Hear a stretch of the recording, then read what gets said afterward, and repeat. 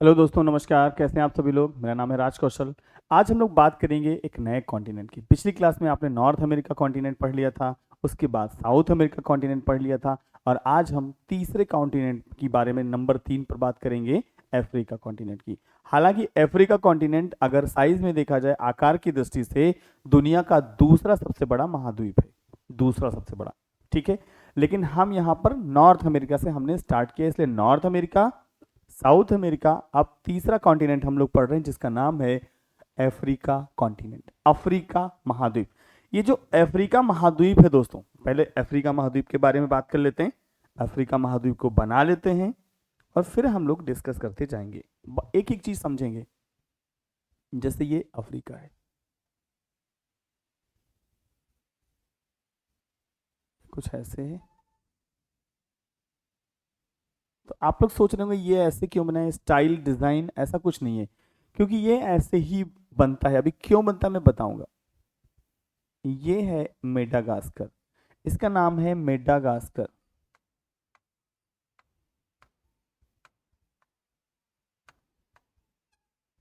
Madagascar. और यहां पर एक साइड में एक देश है, इस देश का नाम है सोमालिया। सोमालिया, सोमालियन कंट्री है, गल्फ ये ऊपर, और इसके दो तरफ समुद्र का किनारा है, ऊपर इधर और इस साइड में समुद्र का किनारा है। सोमालिया के बाद यहाँ पर एक दूसरा देश पड़ता है, इसका नाम है जिबूती। जिबूती में दोस्तों डी साइलेंट है, थोड़ा ध्यान रखिएगा।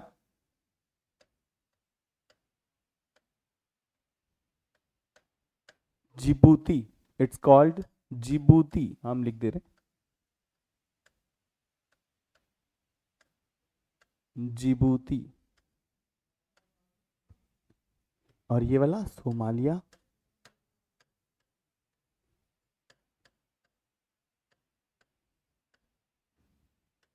Somalia, Djibouti.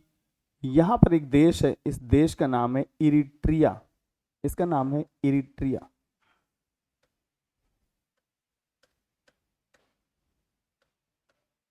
इरिट्रिया।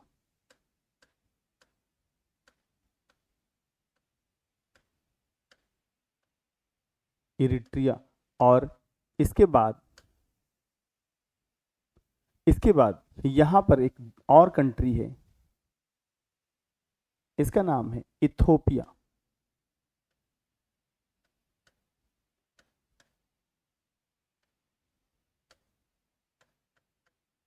इथोपिया।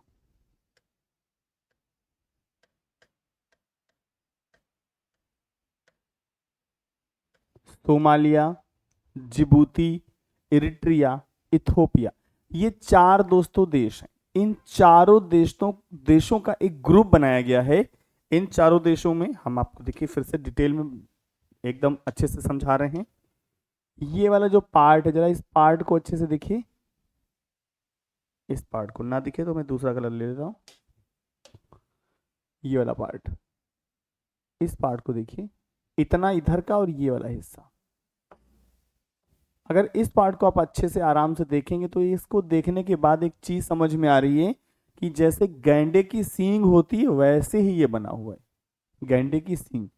यानी इस गैंडे की सींग को चार देशों ने बनाया है मिलकर। यानी इसी को, इन्हीं चारों देशों को हॉर्न ऑफ द अफ्रीका भी कहा जाता है। क्या कहते हैं? Horn of the Africa.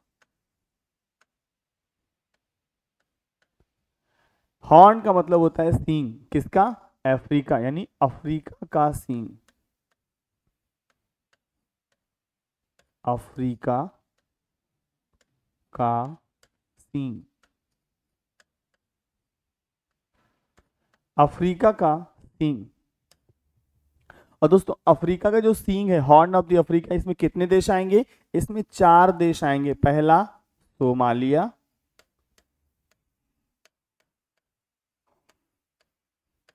दूसरा, नंबर एक ग्रुप है, नंबर दो जिबूती, नंबर तीन इरिट्रिया,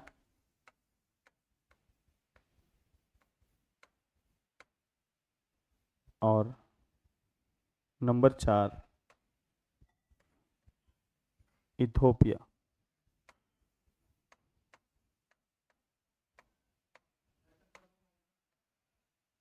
ये चारों देशों का एक ग्रुप बनाया गया है और इसी ग्रुप को हम क्या कहते हैं? हॉर्न ऑफ द अफ्रीका कहते हैं। थोड़ा सा ध्यान रखेंगे, हॉर्न ऑफ द अफ्रीका में यानी अफ्रीका के सींग में 4 देशों को शामिल किया गया, यानी ये चारों का एक ग्रुप है, एक ग्रुप है। इसी ग्रुप को हम कहते हैं हॉर्न ऑफ द अफ्रीका, यानी अफ्रीका का सींग। तो ये गैंडे की सींग के आकार का बना है, इसीलिए इसको हम अफ्रीका का सींग या हॉर्न ऑफ द अफ्रीका कहते हैं। दोस्तों, अफ्रीका को डार्क कॉन्टिनेंट भी कहा जाता है। डार्क कॉन्टिनेंट इसलिए कहा जाता है कि 20वीं शताब्दी के लास्ट तक हमको इसके बारे में कोई जानकारी नहीं थी। अब किसी के बारे में जानकारी कब होती है? जैसे मान लीजिए कि आपका कोई रिलेटिव है और बहुत दूर रहता है, अफ्रीका में रहता है, मान लो, ठीक है, अफ्रीका कॉन्टिनेंट पढ़ रहे हैं, अफ्रीका में रहता है या यूएसए में रहता है। तो अगर आप उसके यहाँ जाएंगे नहीं तो आपको कुछ पता ही नहीं होगा उसका घर कैसा बना हुआ है, वो नाश्ते में क्या खाते हैं, वो खाना क्या खाते हैं, वो रात में कहाँ सोते हैं, उनका बिस्तर कैसा है, बेड कैसा है, उनका घर कैसा बना हुआ है, किस लोकेशन में है ना। यानी उनके बारे में आप कुछ नहीं जान सकते, और उनके बारे में आपको जानना होगा तो आपको उनके घर जाना पड़ेगा, उनके यहाँ कुछ दिन स्टे करना पड़ेगा। देन आफ्टर दिस आप जान सकते हैं कि वो कैसे रहते हैं, उनका रहन सहन कैसा है, उनका खान पान कैसा है, वो क्या पहनते हैं, कैसा पहनावा है, उनकी बातचीत कैसी है, भाषा शैली कैसी है, उनका व्यवहार नेचर कैसा है। यानी उसके बारे में आप तभी जान सकते हैं जब आप वहां जाएं। तो अफ्रीका में चूंकि एक डार्क कॉन्टिनेंट कहा जाता है, अफ्रीका को डार्क कॉन्टिनेंट कहते हैं, Africa is the dark continent.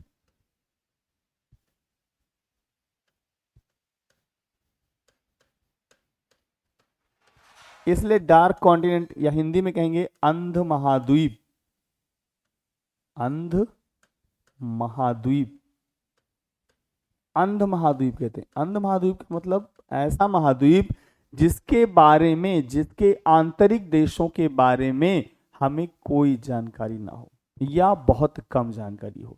तो 20वीं शताब्दी के लास्ट तक हमको इनके बारे में कोई जानकारी नहीं थी, क्योंकि आवागमन नहीं था, ना वहां के लोग बाहर आते थे, ना बाहर के लोग वहां जाते थे। यानी दुनिया में अफ्रीका महाद्वीप को अंध महाद्वीप इसलिए कहते थे क्योंकि 20वीं शताब्दी के लास्ट तक किसी को कुछ पता ही नहीं था कि यहाँ पर अंदर कौन से देश हैं, कितने देश हैं, वो क्या खाते हैं, क्या पीते हैं, क्या पहनते हैं, कैसे रहते हैं, क्यों उनके एथिक्स हैं, वो कैसे त्योहार मनाते हैं, हमको कुछ नहीं पता था। उनके आर्ट एंड कल्चर के बारे में, उनके वेशभूषा के बारे में कुछ भी नहीं पता था। धीरे धीरे लोगों का आगमन हुआ, बाहर की दुनिया के लोग अफ्रीका आना शुरू किए, वहीं अफ्रीका वाले भी बाहर के देशों में जाना शुरू कर दिए। इससे लोगों में एक सामंजस्य स्थापित हुआ, लोगों में जान पहचान हुई, और जान पहचान के बाद लोगों के विचारों का आदान प्रदान हुआ, और इसके बाद धीरे धीरे जानकारी बढ़ती गई और अफ्रीका के आंतरिक देशों के बारे में भी जानकारियां इकट्ठा हो गई, जिससे हमको पता चल गया कि जो अफ्रीका महाद्वीप है उसके अंदर कौन कौन से देश हैं। दोस्तों, इस अफ्रीका कॉन्टिनेंट में, इस अफ्रीका महाद्वीप में लगभग 55 कंट्री हैं, 55 बहुत ज्यादा देश हैं। इसी अफ्रीका में एक ग्रेट डेजर्ट है जिसका नाम है सहारा, जो आप जानते हैं दुनिया का सबसे बड़ा रेगिस्तान है, वो इसी अफ्रीका महाद्वीप में पड़ता है। कुछ चीजें आपका जानना बहुत ही आवश्यक है अफ्रीका महाद्वीप के बारे में। जैसे यह दुनिया का दूसरा सबसे बड़ा कॉन्टिनेंट है, दूसरा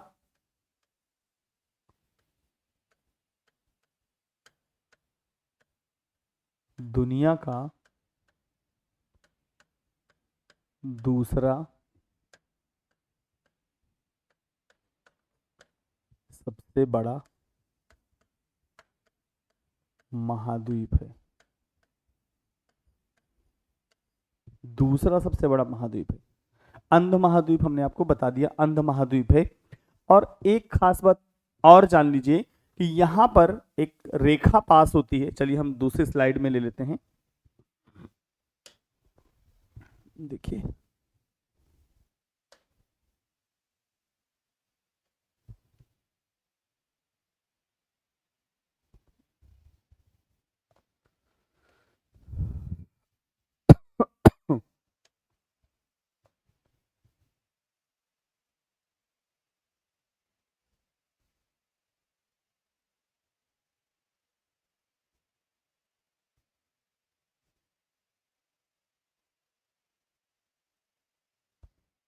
अब देखिए हम रेखा बना रहे हैं।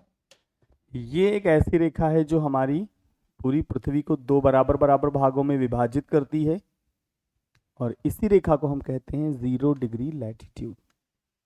0 डिग्री लैटिट्यूड। और इसी 0 डिग्री लैटिट्यूड को दोस्तों इक्वेटर भी जानते हैं आप, इक्वेटर के नाम से।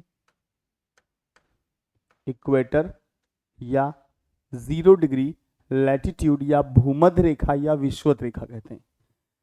ये तो रेखा है ही। ऊपर नॉर्दर्न हेमिस्फीयर में यहां पर एक रेखा है और एक सदर्न हेमिस्फीयर में रेखा है। एक यहां पर रेखा है, इसका नंबर है 23.5 डिग्री। और एक नॉर्दर्न हेमिस्फीयर में भी रेखा है, इसका भी नंबर है 23.5 degree. North latitude, north latitude, it means tropic of cancer या कर्क रेखा। इसी को हम कर्क रेखा कहते हैं, कर्क रेखा। इसको कहते हैं साउथ लैटिट्यूड।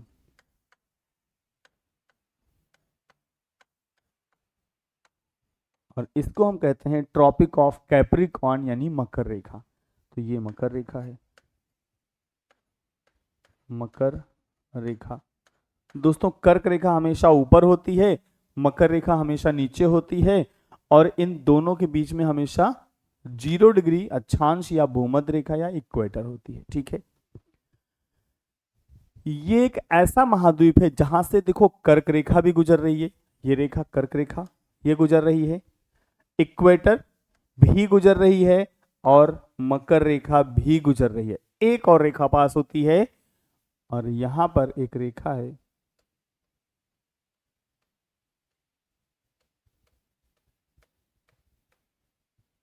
ये वाली। इसको हम बोलते हैं 0 डिग्री लॉन्गिट्यूड, यानी 0 डिग्री देशांतर रेखा। और इसी रेखा को एक और नाम दिया गया है, इसी को हम कहते हैं GMT। GMT, GMT का मतलब होता है Greenwich mean time. Greenwich mean time या ग्रीनविच रेखा, ये ऐसी रेखाएं हैं जो अफ्रीका महाद्वीप से ही गुजरती हैं। आपको पता होगा कि जैसे हम विश्व बनाते हैं, ऐसे देखिए ग्लोब है हमारा, ये पृथ्वी है, और ये रेखा है 0 डिग्री लॉन्गिट्यूड, इसको हम बोलते हैं GMT। तो चाहे आप GMT कह लो, चाहे आप 0 डिग्री लॉन्गिट्यूड कह लो, चाहे ये कहो चाहे ये कहो, एक ही बात है। और ये वाला जो रेखा है, इस रेखा ने हमारी अर्थ को दो इक्वली पार्ट में डिवाइड किया। इधर ईस्टर्न हेमिस्फीयर यानी पूर्वी गोलार्ध, और इधर वाला वेस्टर्न हेमिस्फीयर, इधर पूर्वी गोलार्ध है, उधर पश्चिमी। क्यों? क्योंकि अगर हम डायरेक्शन की बात करें तो देखिए ये हमेशा ईस्ट होता है, इधर वेस्ट होता है, ऊपर हमेशा नॉर्थ होता है, और नीचे हमेशा साउथ होता है। East west north south. तो ये वाला ईस्टर्न हेमिस्फीयर, उधर वेस्टर्न हेमिस्फीयर, इधर देखिए ये ईस्टर्न हेमिस्फीयर वेस्टर्न हेमिस्फीयर। अब अगर 0 डिग्री हम बना दे तो ऊपर का नॉर्दर्न हेमिस्फीयर, नीचे का सदर्न हेमिस्फीयर। ठीक है, तो अफ्रीका कॉन्टिनेंट देखिए, ये अगर हम रेखा देखें तो ये वाली रेखा रेड से बनाई है, तो रेड से बना दे रहे हैं ताकि आपको समझने में आसान हो जाए। ऐसे ये है इक्वेटर, भूमध्य रेखा। तो यहां पर इस रेखा ये है, और ये GMT ब्लैक से बनाई है, तो यहां भी ब्लैक से बनाई, यानी ये एक ऐसा पॉइंट है, एक ऐसा बिंदु है। देखिए ये वाला हम इसकी बात कर रहे हैं, ये एक ऐसा बिंदु है जो सेंटर है, ये वाला पार्ट, यही बिंदु है, ये सेंटर पार्ट है। किसका सेंटर? GMT यानी 0 डिग्री लैटिट्यूड और 0 डिग्री लॉन्गिट्यूड ने दोनों को काटा है एक दूसरे को। ठीक है, शायद कलर नहीं दिख रहा, मैं दूसरा कलर चेंज कर देता हूं, इसकी बात कर रहा हूं, ये वाला। ठीक है, आप दिख रहा है, ठीक है। हम्म,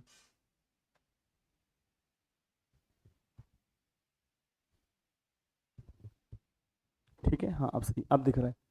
तो ये वाला जो बिंदु है सेंटर पार्ट हो गया हमारी अर्थ का सेंटर। अब इसके इधर ईस्टर्न हेमिस्फीयर, तो जरा ध्यान से देखिए इस रेखा ये 0 डिग्री है, 0 डिग्री लॉन्गिट्यूड देशांतर रेखा यानी जीएमटी। इसके इधर अफ्रीका वाला देखें तो ये पूर्वी गोलार्ध में होगा, और इसके इधर वाला पश्चिमी गोलार्ध, यानी इधर पूरब है इधर पश्चिम है। ये वाला देखो, इसके इधर पूरब उधर पश्चिम, तो यही रेखा तो है ये वाली। ये लिखा है नीचे जीएमटी, उधर लिखा जीएमटी, ये 0 डिग्री लॉन्गिट्यूड। तो इसके इधर पूर्वी गोलार्ध उधर पश्चिमी गोलार्ध। अब देखो ये वाली रेखा, देखो इसके ऊपर उत्तरी गोलार्ध नीचे दक्षिणी गोलार्ध, तो ये वाली रेखा ये है। अब देखो ये अफ्रीका में देखो, ऊपर उत्तरी गोलार्ध नीचे दक्षिणी गोलार्ध।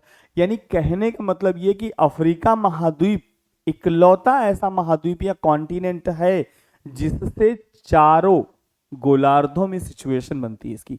यानी अफ्रीका महाद्वीप अगर हम इसके बारे में लिखें तो हम कह सकते हैं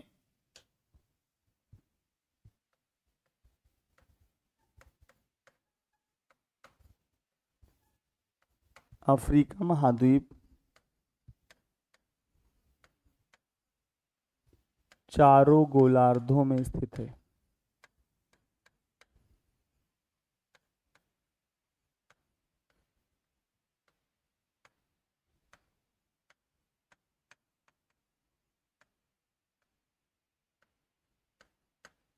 चारों गोलार्धों में स्थित है। कौन से चार गोलार्ध? गोलार्ध का मतलब हेमिस्फीयर, यानी गोले का अर्धभाग यानी गोलार्ध। तो हेमिस्फीयर का मतलब northern hemisphere, southern hemisphere, eastern hemisphere, western hemisphere. तो ये चार गोलार्ध हैं, और अफ्रीका कॉन्टिनेंट इकलौता ऐसा कॉन्टिनेंट है जो इन चारों गोलार्धों में इसकी सिचुएशन है, यानी चारों गोलार्धों में स्थित है। ये बहुत खास बात है। पूछा जाता है कि ऐसा कौन सा महाद्वीप है जो चारों गोलार्धों में है, तो चारों गोलार्धों में एक ही है। कौन सा? अफ्रीका महाद्वीप। अफ्रीका है ये, ध्यान रखिएगा, अफ्रीका ही पढ़ रहे हैं हम लोग। अफ्रीका कॉन्टिनेंट,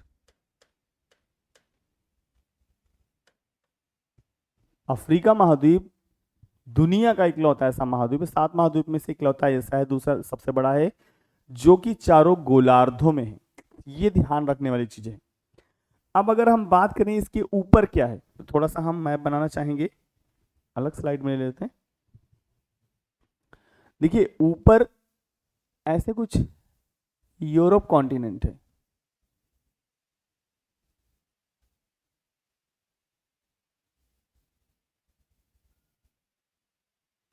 लोकेशन हमको बता रहे हैं कि कहाँ पे है ये हमारा अपना प्यारा भारत है। ये है सऊदी अरब, ये है यूरोप, और यहाँ पर है यूके, इंग्लैंड। ठीक है, तो ये ऊपर का ऐसे मैप है, और यहाँ पर अगर हम ऐसे देखेंगे तो ये कुछ ऐसे बनता है अफ्रीका।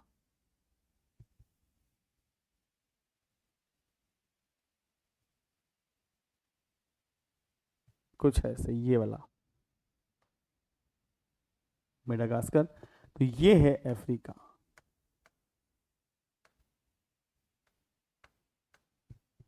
और इधर पड़ता है एशिया, एशिया। ठीक है, तो ये वाला अफ्रीका है, इसी की हम बात कर रहे हैं। अब इसकी लोकेशन की अगर हम बात कर लें, कहां पर है, इसके पूर्व पश्चिम उत्तर दक्षिण में क्या है, तो देख लीजिए ये है, इसका नाम है भूमध्य सागर। ये है भूमध्य सागर, भूमध्य सागर। भूमध्य सागर को दोस्तों इंग्लिश में मेडिटेरियन सी कहते हैं। मेडिटेरियन सी यानी भूमध्य सागर। अब देखिए अफ्रीका के अगर हम उत्तर में बात करें, नॉर्थ में है तो भूमध्य सागर है, और इसके भी नॉर्थ में क्या है, यूरोप कॉन्टिनेंट है। अगर हम बात करें यूरोप के भी नॉर्थ में क्या है, तो नॉर्थ पोल है, याद रखिएगा, उत्तरी ध्रुव है। ठीक है, यहां पर ये वाला जो हिस्सा है, यहां पर जो वाटर बॉडी है ये रेड कलर का है पानी, इसीलिए इसका नाम है रेड सी। रेड सी यानी लाल सागर, लाल सागर। ये जो लाल सागर है, लाल सागर इसलिए कहते हैं क्योंकि पानी रेड कलर का दिखाई पड़ता है। अब रेड का मतलब खून नहीं भरा है, ना तो किसी ने रेड कलर उसमें घोला है, ऐसा कुछ नहीं है। तो क्या है, इस रेड सी के अंदर जो एल्गी पाई जाती है, जो शैवाल पाए जाते हैं, वो रेड कलर के होते हैं। इसीलिए देखो पानी का तो कोई कलर नहीं होता, पानी रंगहीन, गंधहीन, स्वादहीन होता है। रंगहीन, गंधहीन, स्वादहीन होता है। पानी का कोई स्वाद नहीं होता, कोई टेस्ट नहीं होता, कोई कलर नहीं होता, कलरलेस होता है। ना तो पानी खट्टा होता है, मीठा होता है, ना कसैला होता है, ना कड़वा तीखा होता है, ऐसा कुछ नहीं होता। पानी एकदम कोई कोई भी टेस्ट नहीं होता, सादा होता है एकदम, रंगहीन, गंधहीन, स्वादहीन, इसीलिए बोला गया है। तो ये रेड कलर की एल्गी हैं, इस वजह से इसको हम लाल सागर नाम देते हैं। ठीक है, और ये हमारा अपना हो गया हॉर्न ऑफ दी अफ्रीका, ये वाला हिस्सा,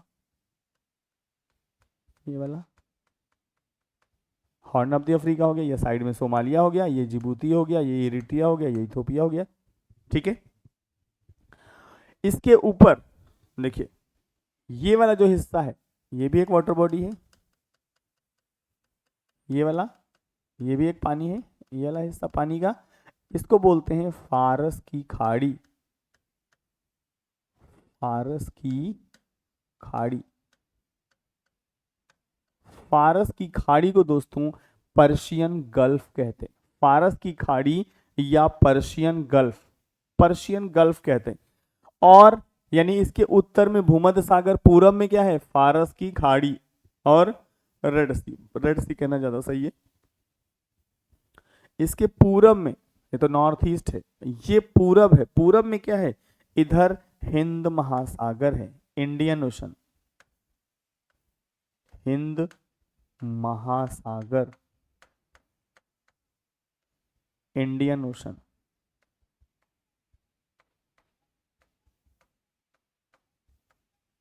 इंडियन ओशन, इधर, इधर अटलांटिक ओशन,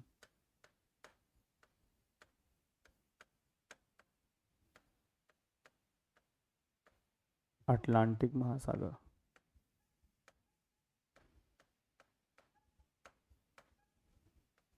अटलांटिक महासागर, इंडियन ओशन या अटलांटिक महासागर। ठीक है, इसका और नाम समझ लीजिए, यहां पर ये है अरब सागर, जहां पर लिख रहे हैं बस यही, अरब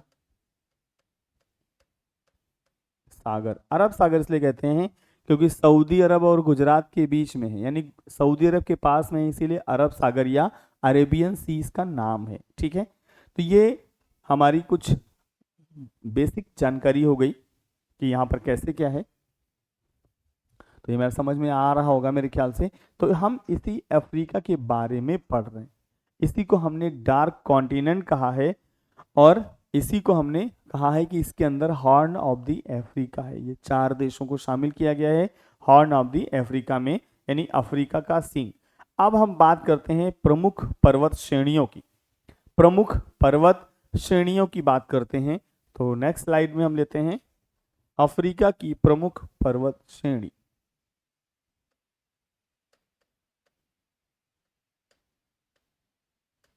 अफ्रीका महाद्वीप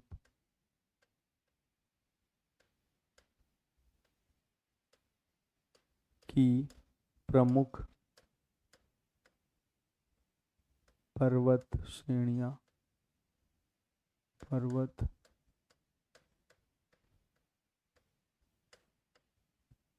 श्रेणियां, अफ्रीका महाद्वीप की प्रमुख पर्वत श्रेणियां। अब हम इन इंपॉर्टेंट माउंटेन्स की बात करेंगे। पर्वत श्रेणी का मतलब माउंटेन होता है।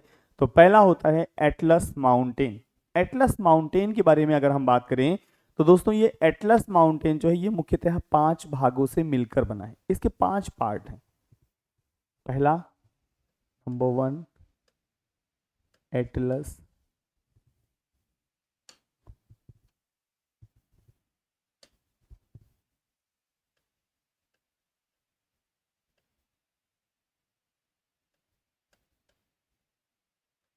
एटलस पर्वत।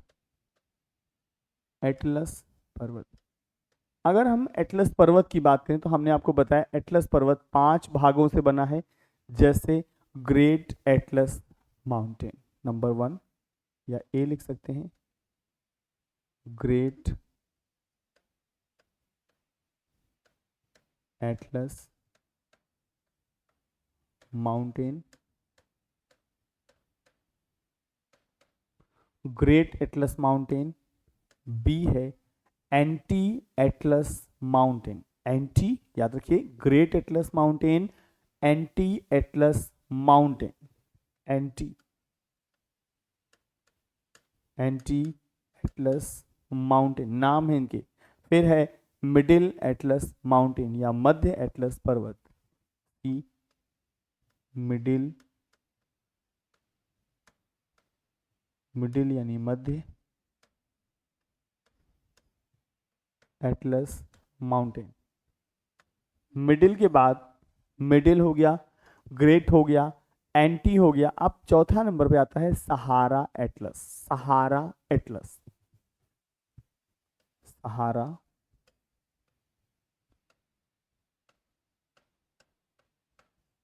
एटलस। और अगला है पांचवा पेरी टाइम एटलस। पेरी टाइम एटलस,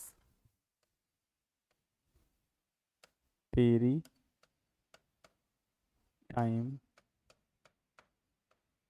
एटलस।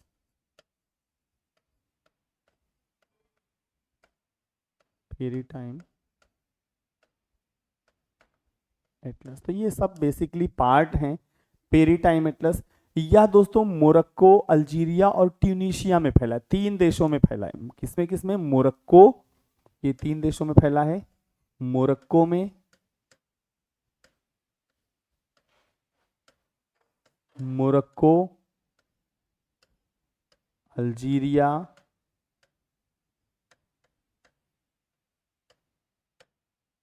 और ट्यूनीशिया।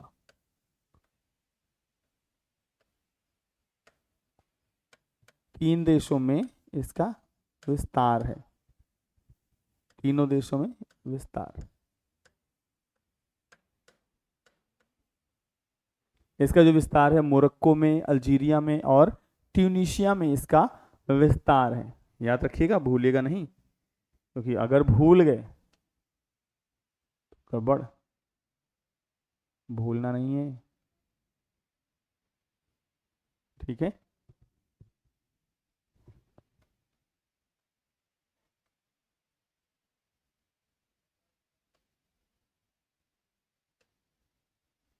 ठीक है, मोरक्को हो गया, अल्जीरिया हो गया, ट्यूनीशिया हो गया, इन तीनों देशों में इसका विस्तार है, ये याद रखेंगे। और दोस्तों अब हम बात करते हैं, अगर हम इसकी सर्वोच्च चोटी की बात करें तो इसकी सर्वोच्च चोटी का नाम है टोबुकल।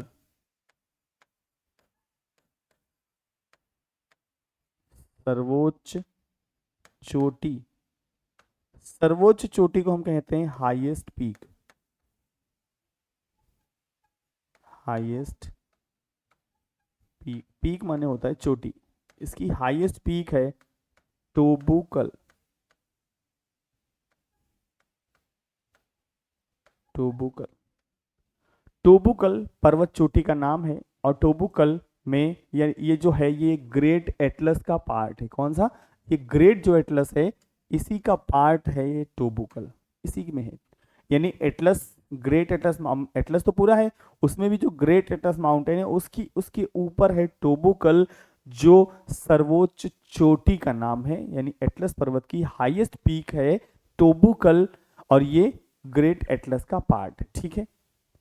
अब हम बात करेंगे इथोपिया की उच्च भूमि की, हाईलैंड ऑफ इथोपिया, यहां पे बात कर लेते हैं।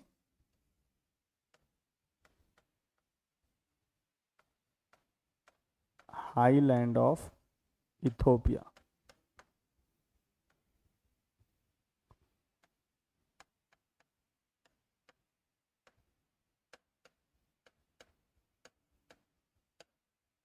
इथोपिया की उच्च भूमि,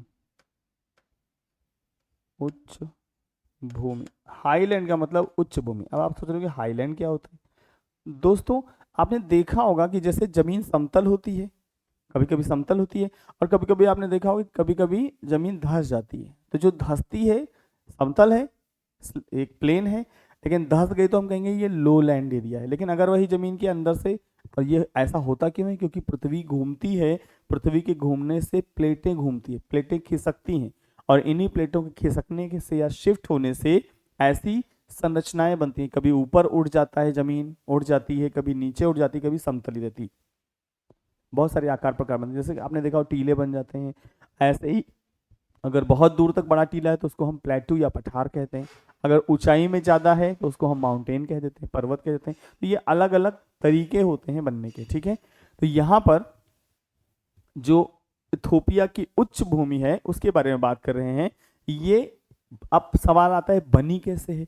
तो दोस्तों यहाँ पर वॉल्केनिक इरप्शन हुआ था, ज्वालामुखी उद्गार हुआ था।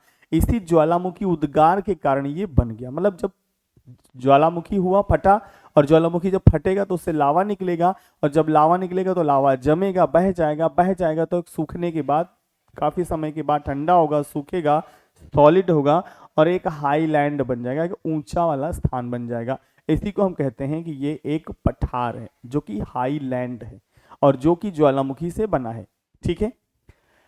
यहीं से दोस्तों ब्लू नील नदी निकलती है, ब्लू नाइल कह सकते हो आप। ये किससे बना है? वॉल्केनिक इरप्शन से।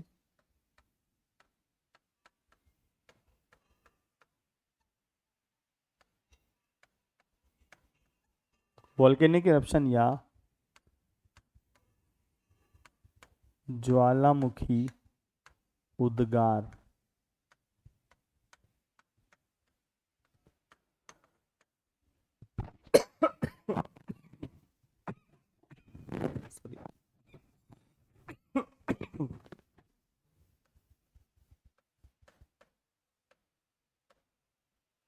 ज्वालामुखी उद्गार से निर्मित है। किससे निर्मित है? निर्मित माने बना हुआ है। किससे बना हुआ है? वॉल्केनिक इरप्शन या ज्वालामुखी उद्गार से। और यहीं से दोस्तों ब्लू नाइल निकलती है। कौन सी Nile? Blue Nile. Blue Nile का मतलब नीली नील नदी। ये इंपॉर्टेंट चीज याद रखिए, ब्लू नाइल। देखो दो नाइल हैं, एक है ब्लू नाइल, एक है व्हाइट नाइल। दोनों ही अलग अलग नदियां हैं। ब्लू नाइल का मतलब नीली नील नदी, और व्हाइट नाइल का मतलब श्वेत नील नदी। और ब्लू नील नदी और श्वेत नील नदी ये अलग अलग आती हैं, यानी नीली नील नदी और श्वेत नील नदी अलग अलग हैं और आती हैं आपस में।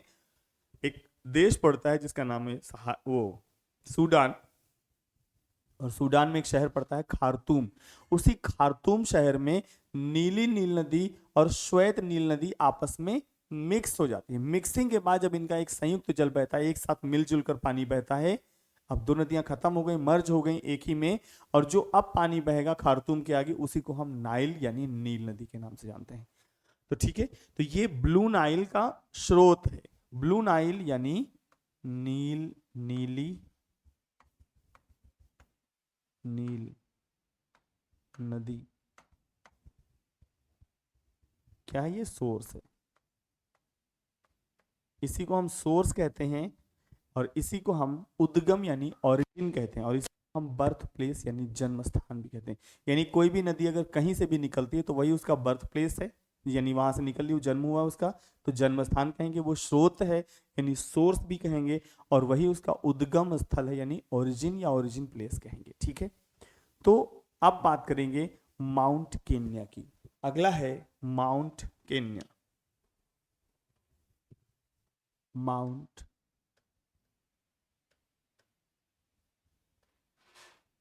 केन्या,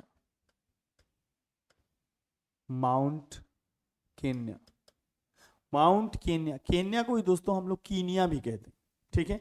यह केन्या देश में है। अब नाम से पता चल रहा है माउंट केन्या। माउंट माने माउंटेन यानी पहाड़ यानी पर्वत, और केन्या नाम है उसका, यानी केन्या पर्वत या कीनिया पर्वत। और ये किस देश में होगा? नाम से देश भी है, यानी कीनिया देश में है। कीनिया को ही केन्या भी कहते हैं। तो ये केन्या देश में है। तो पहले कहाँ है? केन्या में है। और केन्या क्या है? एक देश है, केन्या में है,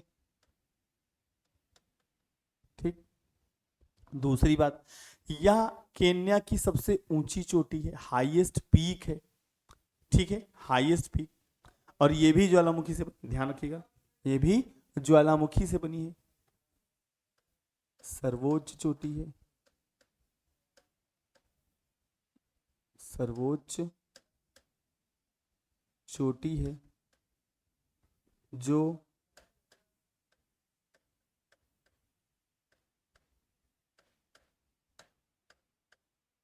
ज्वालामुखी से निर्मित है।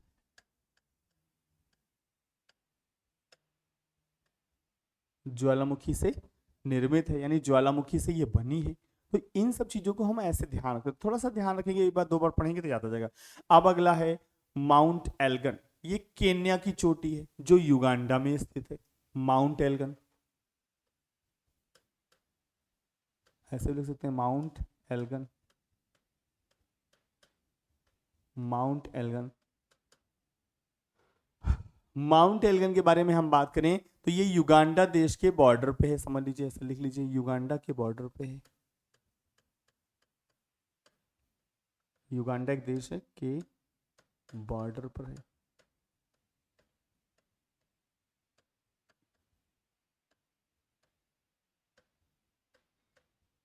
युगांडा के बॉर्डर पर स्थित है। अब अगर हम बात करें कि ये है कैसी, तो ये भी एक एक्टिव वोल्केनो है, बहुत ज्यादा सक्रिय है। तो ये एक सक्रिय ज्वालामुखी है, या अति सक्रिय भी कह सकते हो, अति सक्रिय ज्वालामुखी।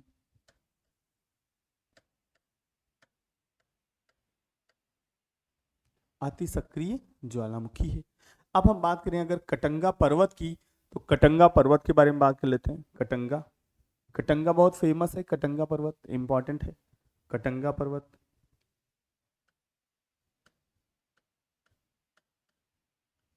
कटंगा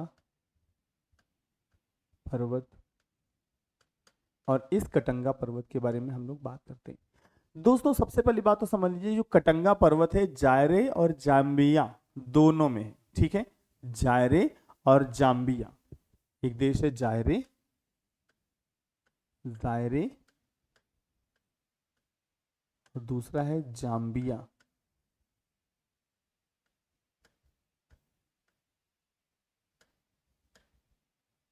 जायरे और जाम्बिया देश में तांबा का और हीरा का उत्पादक क्षेत्र है। यहाँ से हीरा भी निकलता है और तांबा, हीरा माने डायमंड, यानी हीरा जो होता है वो कार्बन का शुद्धतम रूप है, वो कार्बन से बनता है, कोयला। दोस्तों कोयले का अगर हम देखें, कोयले का अगर हम बनने का क्रम देखें तो आपने देखा होगा कि कोयला बनता है वनस्पति से, यानी वनस्पति जब सड़ेगी गलेगी तो सबसे घटिया क्वालिटी का कोयला बनेगा। उसके सड़ने के बाद जो और प्रोसेस होगा, यानी मेटामॉर्फिक होगा, रूपांतरित होगा, वो रूपांतरण होगा, उसके बाद बनेगा पीट, यानी सबसे खराब क्वालिटी का कोयला। उसके बाद बनेगा, तो पीट के बाद बिटुमिनस बनेगा, फिर एंथ्रासाइट बनेगा, सॉरी, पीट के बाद लिग्नाइट, बिटुमिनस और फिर एंथ्रासाइट। तो ऐसे चार फॉर्म होती हैं कोयले की, और एंथ्रासाइट सबसे अच्छी क्वालिटी का कोयला माना जाता है। और वो भी कोयला, और अगर दबा रहे बहुत नीचे तक, एंथ्रासाइट भी बहुत समय तक दबा रहे, तो धीरे धीरे परिवर्तित होते होते वो डायमंड में कन्वर्ट हो जाता है। यानी हीरा भी कोयले से ही बनता है, यानी इसीलिए कोयले को आपने सुना होगा कि कोयले को ब्लैक डायमंड कहते हैं। डायमंड तो डायमंड है ही, लेकिन कोयला भी ब्लैक डायमंड यानी काला हीरा है, ठीक है। तो कार्बन का शुद्धतम रूप है, ध्यान रखिएगा। तो ये जायरे और जाम्बिया में स्थित है, और यहाँ पर तांबा और हीरा निकाला जाता है, उत्पादन होता है। यहाँ पे क्या होता है, हीरा का और तांबा, इन दो चीजों का क्या होता है, उत्पादन होता है, या उत्पादक क्षेत्र कह सकते हैं हम। तो ये जो कटंगा का पठार है, पर्वत है कटंगा पर्वत, यहाँ पर हीरा और तांबा बेसिकली निकाला जाता है, हीरा और तांबा निकाला जाता है, ध्यान रखिएगा। अब अगले अगर हम माउंटेन की बात करें तो माउंट किलिमंजारो की बात करते हैं। माउंट किलिमंजारो, और दोस्तों जो माउंट किलिमंजारो है इसको हम माउंट किबो के नाम से भी जानते हैं। तो mount Kilimanjaro, mount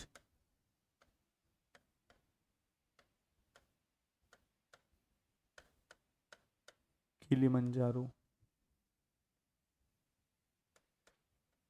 mount Kilimanjaro. दोस्तों इसका एक और नाम है, इसी को हम माउंट किबो भी कहते हैं, माउंट किबो, माउंट किबो, इसको किबो भी कहा जाता है, किलिमंजारो को किबो भी कहते हैं, याद रखना। यह पर्वत श्रेणी से एक अलग स्थित ज्वालामुखी है और इसको क्या कहते हैं, अवशिष्ट ज्वालामुखी। ये एक अवशिष्ट ज्वालामुखी है, अवशिष्ट ज्वालामुखी।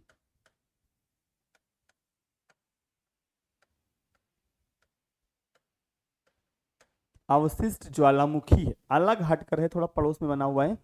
और अफ्रीका की सर्वोच्च चोटी, इसकी जो सर्वोच्च चोटी है जो तंजानिया में स्थित है, इसकी माउंट किलिमंजारो की सबसे ऊंची चोटी, सर्वोच्च चोटी, हाईएस्ट पीक, सर्वोच्च चोटी अभी मैं बताया था, हाईएस्ट पीक कहते हैं सर्वोच्च चोटी को। और इसकी जो सर्वोच्च चोटी है वो कहाँ, किस देश में है, तंजानिया एक देश पड़ता है वहां पर है सर्वोच्च चोटी, तंजानिया एक देश है में स्थित है। माउंट किबो की या माउंट किलिमंजारो की हाईएस्ट पीक तंजानिया में है। ठीक है, भूलिएगा नहीं क्योंकि बहुत इंपॉर्टेंट चीज चल रही है। दोस्तों जो पहाड़ होते हैं इनकी ढलानों पर, जैसे हमारे यहाँ ढलानों पर चाय के बागान, कॉफी के बागान लगा लेते हैं, ऐसे ही इसकी ढलानों पर भी कहवा की खेती की जाती है। इसकी ढलानों पर, किलिमंजारो की पर्वत की ढलान पर, ढलानों पर कहवा की खेती, कहवा की खेती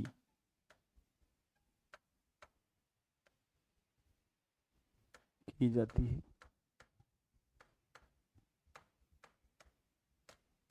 कहवा की खेती होती है, कहवा से कॉफी बनती, ध्यान रखिएगा, कॉफी की खेती होती है। ठीक है, और ये विषुवत रेखा से ज्यादा दूर भी नहीं है, मात्र इसकी और भूमध्य रेखा के बीच की दूरी, यानी किलिमंजारो की और भूमध्य रेखा के बीच की जो दूरी है वो 322 किलोमीटर है।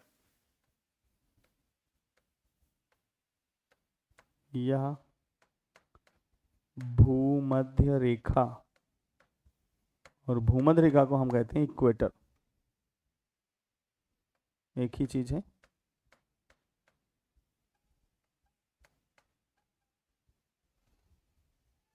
भूमध्य रेखा या इक्वेटर से मात्र 322 किलोमीटर दूर है, भूमध्य रेखा से बहुत नजदीक है। अब आप सोचो भूमध्य रेखा से बहुत नजदीक होगी, यानी कर्क रेखा और मकर रेखा के बीच में भूमध्य रेखा है, अभी हमने पिछली स्लाइड में बताया था, देख लीजिए आप, ये देखिए भूमध्य रेखा ये है। और अगर इसके, इस कर्क रेखा और मकर रेखा के बीच की बात करेंगे तो सूर्य हमेशा इसके बीच में अप डाउन करता है, यानी ये पूरा क्षेत्र बहुत गर्मी वाला है।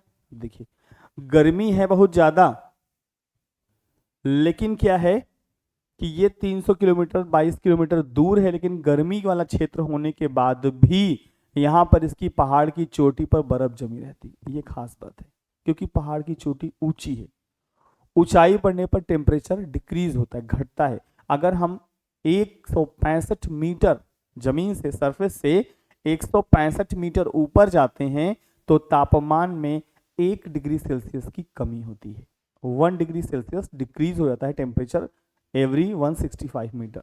ठीक है, अपॉन द सरफेस। अगर हम 1 किलोमीटर पृथ्वी की सतह से 1 किलोमीटर ऊपर चले जाएं तो 1 किलोमीटर ऊपर जाने पर 6.5 डिग्री सेल्सियस यानी 6.5 डिग्री सेल्सियस टेम्परेचर में कमी आती है। 1 किलोमीटर ऊपर जाने पर 6.5 डिग्री सेल्सियस तापमान घटता है।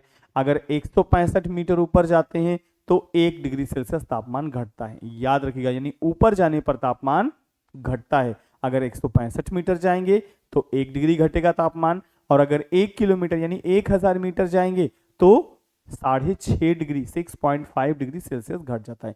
और जो घटौती होती है उसको हम माइनस से लिखते हैं, यानी हम लिखेंगे -6.5 डिग्री सेल्सियस, यानी माइनस मतलब घट रहा है, प्लस मतलब राइज हो रहा है, बढ़ रहा है टेम्परेचर।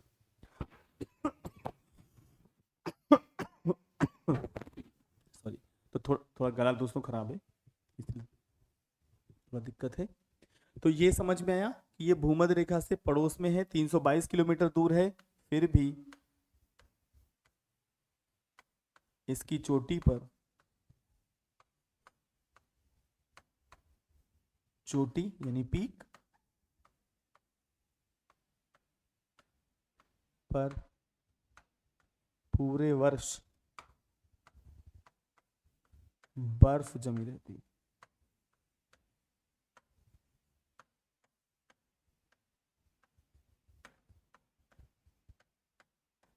ये कुछ खास चीजें हैं जो जाननी बहुत जरूरी है। अगला है माउंट कैमरून। कैमरून बहुत ज्यादा इंपॉर्टेंट है, बहुत ज्यादा। माउंट कैमरून,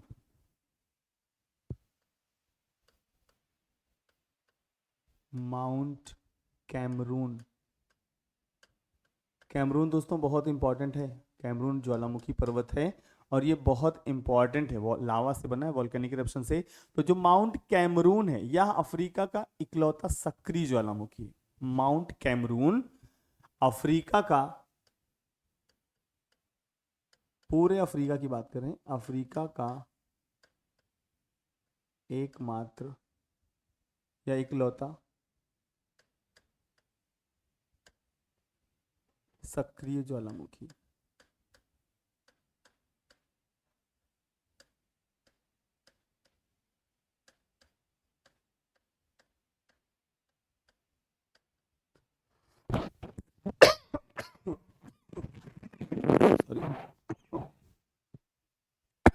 सॉरी, इकलौता सक्रिय ज्वालामुखी है। और ये कैमरून पर्वत जो है वो कैमरून देश में आता है। कैमरून देश हम बता दे रहे हैं, ये अफ्रीका है, ये अफ्रीका है, और यहां पर पड़ता है माउंट कैमरून, ये है कैमरून, ये है कैमरून, कैमरून देश। ठीक है, फिर यहाँ पर पड़ता है टोगो, बेनिन, घाना, बहुत सारे देश हैं छोटे छोटे, आइवरी कोस्ट, सियरा लियोन, ऐसे बहुत सारे देश हैं। तो हम लोग बात कर रहे हैं माउंट कैमरून की। तो ये अफ्रीका का इकलौता सक्रिय ज्वालामुखी है, एक्टिव वोल्केनो है। लेकिन याद रखिएगा इसके तट, जो ज्वालामुखी पर्वत है ये कोस्टल लाइन के किनारे है, हमने बताया था समुद्र के किनारे है बिल्कुल कैमरून पर्वत, स्लाइड पीछे करके देखिएगा। ये समुद्र के तट के पास में बना है, ठीक है। और यहाँ पर लौह अयस्क के भंडार पाए जाते हैं। क्या पाए जाते हैं? लौह अयस्क के भंडार। लौह अयस्क, लौह अयस्क को इंग्लिश में आयरन ओर कहते हैं। ओर का मतलब अयस्क से, आयरन ओर मतलब लोहे के ओर या अयस्क पाए जाते हैं, और इसलिए बहुत फेमस है। यह याद रखिएगा, यह आयरन ओर के लिए फेमस है, और ये अफ्रीका महाद्वीप का इकलौता सक्रिय ज्वालामुखी है। ये चीज आपको भूलना नहीं है। अगर आप ये चीज भूल जाएंगे ना तो बहुत दिक्कत आ जाएगी, क्योंकि अगर ये चीज भूल गए तो सोचिए आप क्या होगा। इसलिए भूलना नहीं है। तो ये चीज इंपॉर्टेंट से भी इंपॉर्टेंट, ऐसी चीजें इंपॉर्टेंट होती है सवाल यहीं से उठाता है, आपने देखा होगा बहुत सारे सवाल ऐसे उठाता है। तो अगला हम बात करते हैं माउंट राओवेन जोरी। माउंट राओवेन जोरी, माउंट राओवेन जोरी। माउंट राओवेन जोरी की बात करें तो ये जायरा में, जायरा, जायरे एक देश है, जायरे या जायरे क्या, जायरे बोलते हैं, जाके नीचे बिंदी लगाते हैं, नुक्ता बोलते हैं उसको, तो जायरे में स्थित है। और ये अल्बर्ट झील में के पास में है। और अल्बर्ट झील को एक नाम दिया गया है मापुतो झील। तो ये अल्बर्ट झील कहें हम, अल्बर्ट झील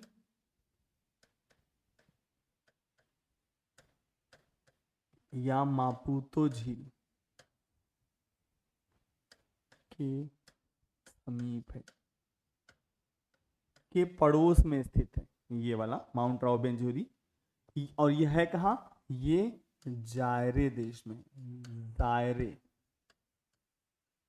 जायरे देश में है। जायरे देश में अल्बर्ट झील पड़ती है और उसी को हम दूसरे नाम से जानते हैं जिसका नाम है मापुतो झील। और यहीं पर इसी के समीप में जायरे देश के अंदर इस झील के पड़ोस में माउंट राउवेनजोरी है, याद रखिएगा, ठीक है। और इसे दोस्तों माउंटेन्स ऑफ द मून कहा जाता है। क्या कहा जाता है, बहुत इंपॉर्टेंट, इसे हम लोग